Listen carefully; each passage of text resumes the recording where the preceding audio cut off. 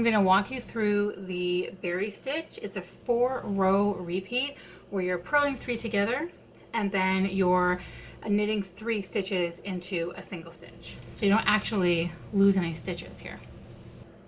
When you get to the knit 1 through the back loop, knit 1 into a single stitch, this is what it looks like. Let's go in closer. Okay, so you knit 1. But then instead of knocking this stitch off of the needle, you're going to bring this needle around and then knit into the back of that stitch. Okay? So you knit 1 and then you go in through the back and then you knit again, and again, don't knock it off the needle. Now come in through the front and knit it again. Okay? And then in between these I have purl 3, so I'll just purl 3 so I can show it to you again. Okay.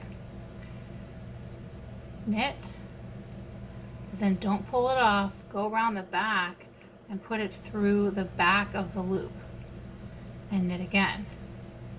Now you come out in the front, stay in the front, hold this stitch in place however you need to, and then slide it under again and knit it again. So it's front, back, front. Got to purl 3 more so I can show you again. Okay, in the front, and then in the back, and then in the front again. Now to make up for increasing those 2 stitches, we have to get rid of those 2 stitches every other row by purling 3 together. So your yarn is in front because you're going to purl, and then you take your needle and you just go in front of 1, 2, 3 stitches and purl them together. It feels a little bit awkward at first. I have to knit 3 in between these. 1, 2, 3. Okay, again, so the yarn's in front for purling. We're going to collect 1, 2, 3 and just purl them together. Just going to knit 1. In the first row, right away you knit into the front of this first stitch, and then without taking it off the needle, you come around the back and into the back of that same stitch. And then again, before you pull it off the needle, you come in the front again and you knit into the front of that stitch, and then you can knock it off the needle. So you've knit in the front, the back, and the front again.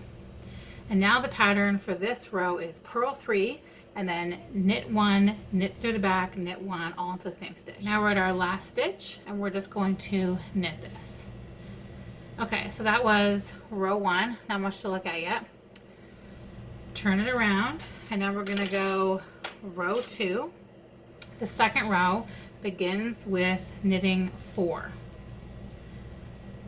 1, 2,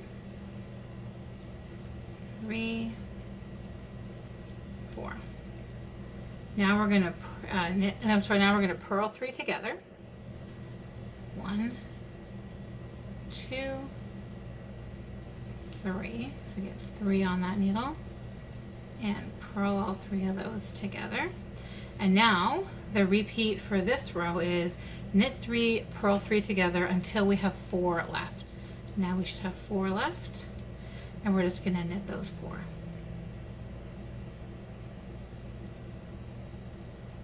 One, 2,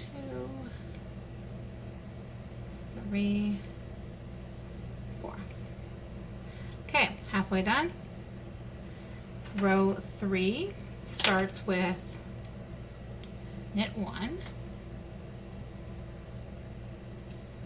and then we're going to purl 3. 1, 2, 3. And now this row is knit 1, knit through the back loop, and knit 1 all in one stitch, and then purl 3. We should have 1 left, and we do, and then we're just going to knit that 1. Okay, last row of this repeat. Start with a knit 1. Then we're going to purl 3 together. 1, 2, 3. Carefully don't lose anybody there. And then the repeat for this row is a knit 3, purl 3 together until we have 1 left. If you find that you are losing stitches when doing berry stitch, just be mindful, or at the end we're going to knit 1, just be mindful that you're knitting in the front and the back. I'll knit a few more 4 row repeats just so you can kind of see what it looks like. This is what it looks like. These cute little bumps. It's supposed to look like berries. I imagine that's where the name came from. This is a 4 row repeat, and basically you are either spending the row knitting 3 stitches into a single stitch and then purling 3 stitches, or you're purling 3 stitches together and then knitting 3 stitches, and you just alternate. The only difference is you either end with 1 or you end with 4, and then you just knit them. So you shouldn't ever be decreasing in that, you know, at the end of 2 rows, you should still have the same number of stitches you started with. So every other row, you're back where you started.